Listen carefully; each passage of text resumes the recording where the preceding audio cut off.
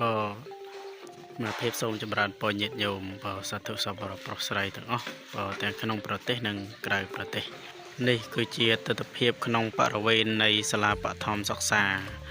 សាមគ្គីបើដែលស្ថិតនៅក្នុងភូមិសាមគ្គីឃុំព្រៃភ្នៅស្រុកពេរាំងខេត្តព្រៃវែងបើឥឡូវញាតិញោមអញ្ជើញទៅមើលក្នុងបន្ទប់មត្តេយសិក្សាម្ដងបើនេះគឺជាបន្ទប់មត្តេយសិក្សាជាទូទៅនៅតាមបណ្ដាសាលាគឺកន្លែងខ្លះទៅក៏មានអគារមត្តេយសិក្សាប៉ុន្តែដោយឡែកគឺសាលាបឋមសិក្សាសាមគ្គីគឺទើបតែកសាងអគារមត្តេយសិក្សាទេញាតិញោមហើយនេះបន្ទប់មត្តេយសិក្សាមើលទស្សនវិជ្ជាជាក់ស្ដែងញាតិញោមគឺមានការតុបតែងអញ្ចឹងនឹងស្អាតប៉ុន្តែបើនិយាយពីការ៉ូវិញគឺយក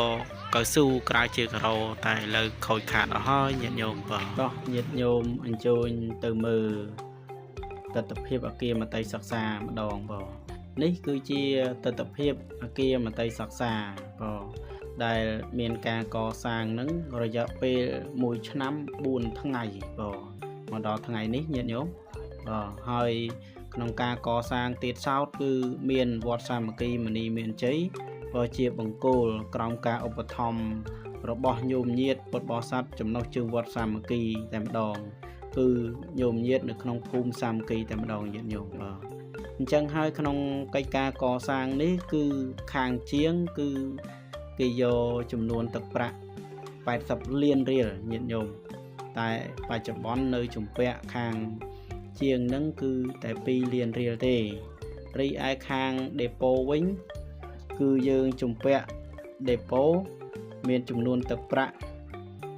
65លាន574,500តែ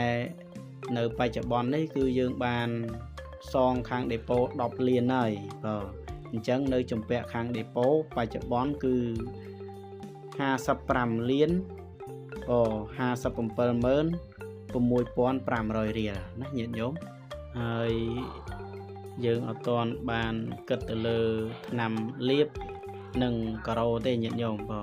អញ្ចឹងអត់ទាន់បានគិតទេញាតិញោមហើយបច្ចុប្បន្នហ្នឹងកំពុងតែកំងខាងដេប៉ូបណ្ដើ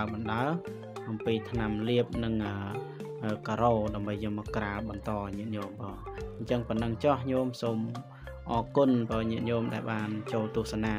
សូមចម្រើនពរលា